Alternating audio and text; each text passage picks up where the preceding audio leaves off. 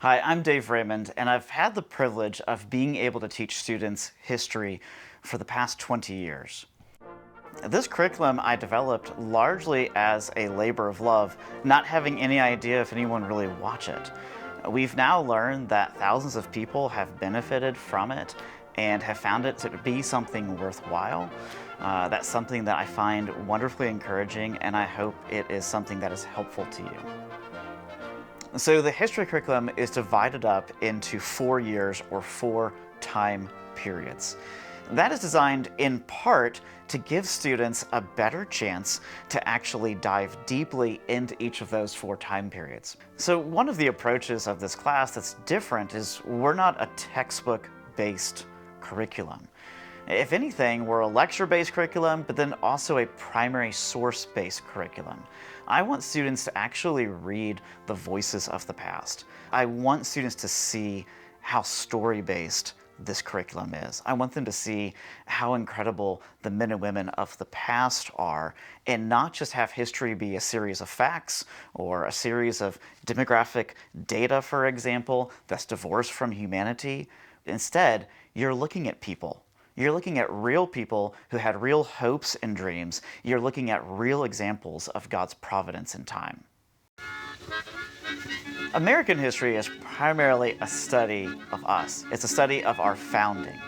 Now, I actually go back further, start with the Mesoamericans so we can have a sense of who was here before us. We go through the explorers, learn all of their passions and reasons for discovering, then go through the colonial period, but that founding period we definitely camp out at. It's one of the most rich periods in all of history. We go all the way through the 19th century, the Civil War, and we end with Teddy Roosevelt and Booker T. Washington, an amazing friendship and amazing leadership at the start of the 20th century. Modernity sort of picks up where American history left off, but also goes further back. It really studies European history from the Enlightenment forward. How do we get to our modern culture? How do we get to the various isms, the various worldviews that we deal with? So we're looking at European history for quite a while. We're looking at guys like Robespierre, for example, or Napoleon. But then, by the time we get to the 20th century, we bring in the American timeline that we left from the previous year and really see how these two powers, the European power and the American power, shaped the 20th century and then shaped our world today. Antiquity takes the story of the Old Testament and sets it in ancient history. Students are going to be able to see, here's the Old Testament stories that they've been taught since they were young, and then here is how they fit in world history at large. One of the most incredible lessons of antiquity is the sheer contrast, the antithesis between ancient pagan cultures, which exhaust themselves, and then ancient Israel, which is all headed towards the redemptive moment of the incarnation of Christ, and then, of course, the crucifixion and the resurrection, which is how we end the study of antiquity. Christendom is probably the most mature and the most developed of the 4 years. It covers the history of the church, from its beginning in Acts all the way up through the Reformation.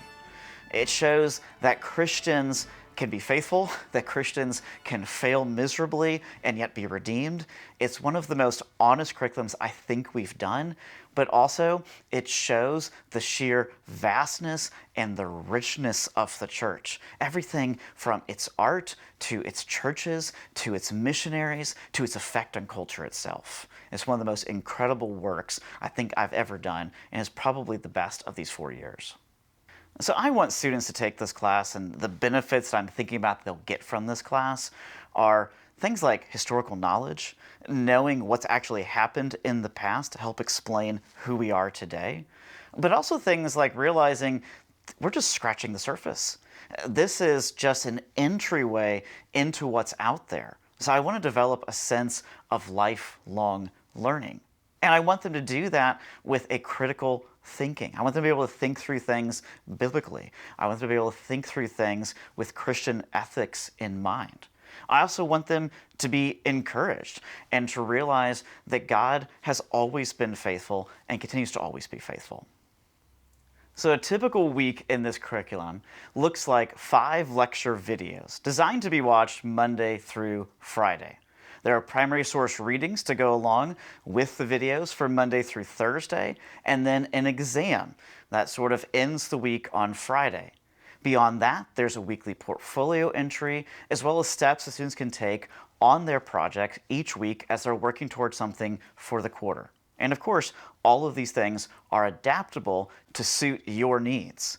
So if you need to pick and choose from various primary source readings, if you would like to do exams perhaps as a verbal exercise, or if you would like, for example, to take your own pace through curriculum, you can do that.